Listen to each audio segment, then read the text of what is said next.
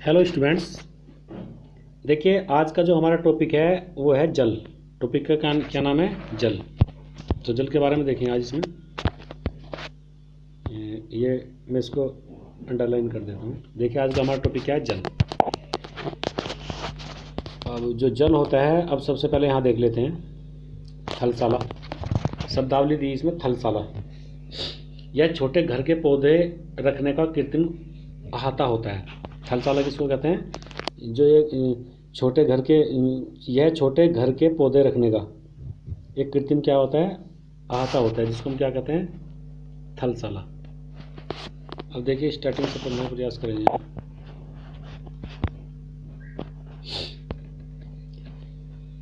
जल के बारे में सोचने पर आपके मस्तिष्क में क्या चित्र बनते हैं? जब आप देखिए बच्चों जल के बारे में सोचते हैं तो आपके दिमाग में क्या चित्र बनते हैं? ठीक है, आप नदी, जलप्रपात, वर्षा, रिमझिम, अपने नल के जल के बारे में सोचते हैं। जैसे जल सोचते हैं या तो आपके दिमाग में आता है भाई नल से पानी आता है, या फिर नदी से आता है, या जलप्रपात से आता है, वर्षा से आता है, ऐसी तो आता है। यही तो सोचेंगे आप। जल कहाँ कहाँ से आता है? पृथ्वी में से अंदर से निकाला जाता है जल है। ये सारी बातें हैं। बच्चे वर्षा से भरे गड्ढे में कागज़ की नाव तैराकर बहुत खुश होते हैं। ठीक है, जब वो भर जाता है, पानी भर जाता है, वर्षा बंद हो जाती है, पानी गड्ढों में भर जाता है, नाली में भर जाता है, तो बच्चे क्या करते हैं? उस नाली में जो है गंदी नाली होती है, जो गड्ढे होते हैं, उनमें जब जल का भरा हो जाता है तो बच्चे कागज़ की नाव बनाते हैं और उसमें नाव को तैराते हैं, बड़े खुश होते हैं। ये बच्चों का खेल होता है एक तरह से।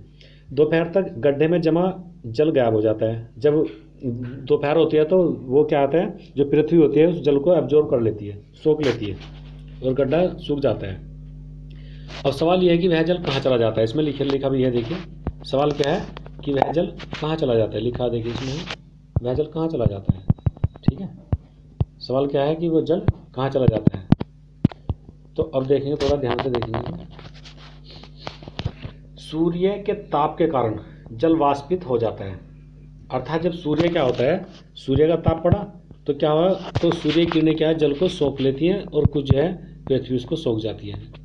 तो ठंडा होने पर जलवाष्प संग्रहित होकर बादलों के रूप में, देखिए जो अधिकांश मात्रा में जो जल होता है, जैसे जल पृथ्वी गड्ढे में भर रहा है तो सूर्य किरणें पड़ी, तो सूर्य किरणें जल को ऑब्जर्व कर लेती हैं, और ऑब्जर्व करके ये दिखा भी गया है। ये जो ऑब्जर्व, ये देखो ये गड्ढा है, यहाँ थोड़ा ध्यान से देख सकते हैं। अब इसको ये मैं दिखा देता हूँ ऊपर करके। देखिए ये यहाँ पानी था, यहाँ लिखा जल चक्र, ये जल है, पर्वत दिखा रखा है यहाँ। ठीक है, ये जलता है, गड्ढे में जलता है। तो क्या हो रहा है कि जैसे सूर्य किरणें पड़ी तो जल जो है वाष्पित हो गया, वाष्पित होकर एक बादल का रूप वो कर लिया, बादल का रूप जो है धारण कर लिया। और जब बादल संग्रहित हो जाता है तब ये क्या है, वर्षा के रूप में नीचे टपकने लगता है। यही बात इसमें लिखी है, यहाँ लिखा है देखिए, संग्रहित होकर बादलों का रूप ले लेता है। यहाँ से यह वर्षा हिम अथवा सहिम वृष्टि के रूप में धरती या समुद्र के नीचे गिरता है। जिस प्रक्रम में जल लगातार अपने स्वरूप में को बदलता है और महासागरों, वायुमंडल एवं धरती के बीच चक्कर लगाता है। ठीक है, धरती के बीच क्या करता है, चक्कर लगाता है, उसे ही जल चक्र कहते हैं। जल चक्र क्या हो गया? देखिए जल ये कहाँ था, ये क्या था, ये जल ऊपर से आया, नीचे गिर गया, वर्षा के रूप में गड्ढे में भर गया, फिर गड्ढे से फिर वाष्पित हो गए, ऊपर चला गया, फिर नीचे आ गया। तो इसी क्रम को हम क्या कर रहे हैं, जल चक्र कह रहे हैं। ठीक है, ये प्रक्रिया क्या कहलाती है, जल चक्र कहलाती है। हमारी पृथ्वी थलसाला के समान है, जो जल शताब्दियों और उपस्थित था, जो शताब्दियों पूर्व उपस्थित था, जो जल शताब्दियों पहले, सैकड़ों वर्षों पहले उपस्थित था। ठीक है, हमारी पृथ्वी थलसाला के समान है। हमारी पृथ्वी कैसी है, थलसाला होती है। देखिए थलसाला ये दिख रहा है यहाँ, ये थलसाला का चित्र दे रखा है, आप इसको देख सकते हैं यहाँ। ये थलसाला का चित्र है। ठीक है, ये दिया इसमें थलसाला का चित्र। तो देखिए इसमें क्या लिखा है थलसाला में, एक बड़े जार के 1/4 भाग में मिट्टी भरकर उसे अच्छी तरह से दबा दें। इसके ऊपर ह्यूमस की एक पतली परत लगाएं। ठीक है, सबसे पहले बड़े पौधे लगाएं, तदुपरांत उसके चारों ओर छोटे पौधे को व्यवस्थित करें। ठीक है, उसके बाद क्या है, व्यवस्थित करें, इसमें जल की फुहार छिड़के जल को बंद कर दें, जार को फिर बंद कर दें। ठीक है। पत्तियाँ मिट्टी के द्वारा वाष्पित जल संग्रहित होकर जल की बूंदों के रूप में नीचे गिरता है। ये इस तरह गिरता है, देखो ये दिखा गया है। तो ठीक उसी प्रकार से क्रिया है, ये उदाहरण दे दिया बहुत अच्छी तरह से। अब यहाँ देखिए, लवण जल के, लवण मतलब ऐसा जल जिसमें लवण की मात्रा न हो, के मुख्य स्रोत, ठीक है, वे क्या है, नदी है। नदी के जल में क्या है, लवण नहीं होता है। लवण इसलिए कहा गया है, ताल है, सोते हैं एवं हिमनद है, ठीक है। महासागरों में समुद्र का जल लवणीय होता है। जो महासागर होता है, समुद्र होते हैं, इनका जल कैसा होता है, लवणीय होता है। तो क्वेश्चन इंपॉर्टेंट बनता है यहाँ से। अर्थात ये हो गया, जो महासागर होते हैं, समुद्र होते हैं, उनके जल में क्या होते हैं, लवण की मात्रा पाई जाती है। इसमें अधिकांश नमक सोडियम क्लोराइड या खाने में उपयोग किया जाने वाला नमक होता है। जो नमक निकलता है समुद्र से निकलता है, आप जानते होंगे, ठीक है। ये मैप भी थोड़ा देख लीजिए, इसमें मैप में क्या दिखाया गया है। ये देख लीजिए, अरब सागर है यहाँ, ये अरब सागर दिखाया गया है। ये देख लीजिए, यहाँ अरब सागर है, ठीक है।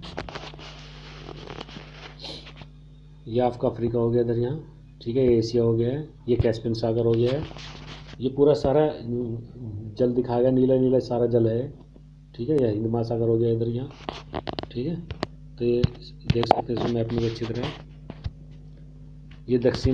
ये दक्षिण अमेरिका हो गया। दक्षिण अमेरिका में सारे देखिए, ये क्या हमारा आइलैंड है, 6 वे होते हैं, ग्रेट आइलैंड जिसको आप कहते हैं, ठीक है।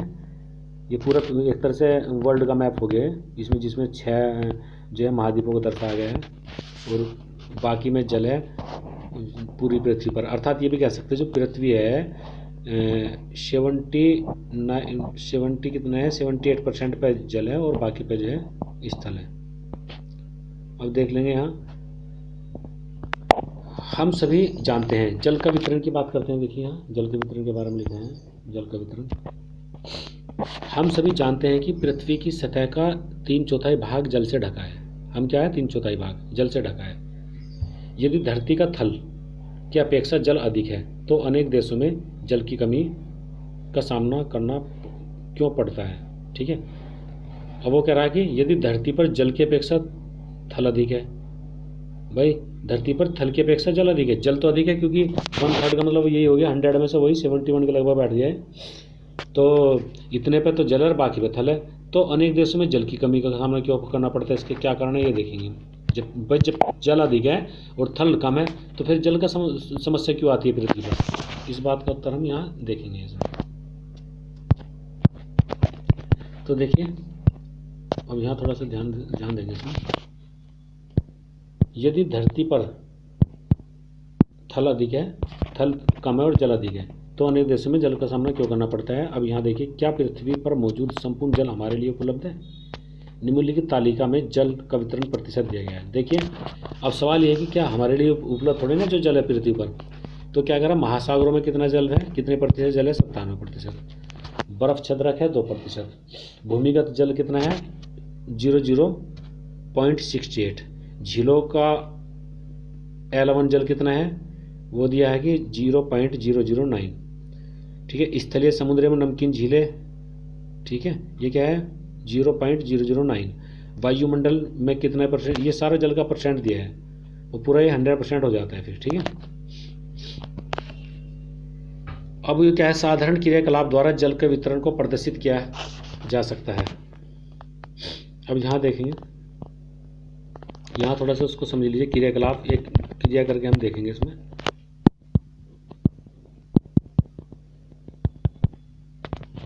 थोड़ा ध्यान से देखेंगे इसमें आप। 2 लीटर जल लें, कितने लीटर जल लेना आपको, 2 लीटर जल लेना है। यहाँ से देखें क्रियाकलाप। मान ले यह पृथ्वी की सतह पर जल का संपूर्ण मात्रा है। 2 लीटर को ये मान लो कि पृथ्वी पे जितने भी जल है वो पूरा है, सारा मान लो उसको, एक मान के चलना। बर्तन से 12 चम्मच जल माफ कर दूसरे कटोरे में रखें। 12 चम्मच दूसरे कटोरे में रख दो। बर्तन से जल निकालने के बाद शेष जल लवणीय जल को दर्शाता है, जो महासागर एवं समुद्र में पाया जाता है, ठीक है। यह जल उपभोग के लिए उपयोग नहीं है। तो ये कारण है, अर्थात जो हम जल पाया जा रहा है ना 71%, इसमें ज़्यादा जल जो लवणीय है उसको हम पी नहीं सकते। सीधे से मतलब ये है, यही कारण है कि इससे क्या है, यही कारण है कि जो है हमें पृथ्वी पर भी जल की समस्या का सामना करना पड़ता है। ये देख लीजिए आप।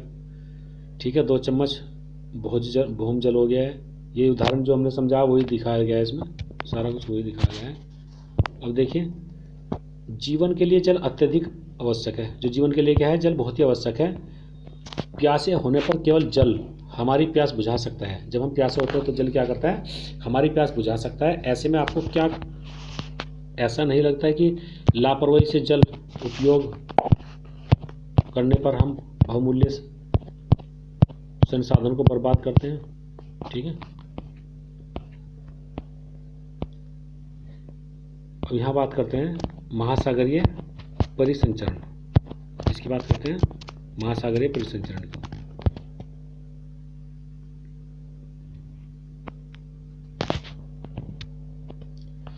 22 मार्च विश्व जल दिवस के रूप में मनाया जाता है। ये इंपॉर्टेंट क्वेश्चन आगे देखिए, जो यहाँ लिखा है, इंपॉर्टेंट क्वेश्चन है। ये जो है बहुत इंपॉर्टेंट है क्वेश्चन।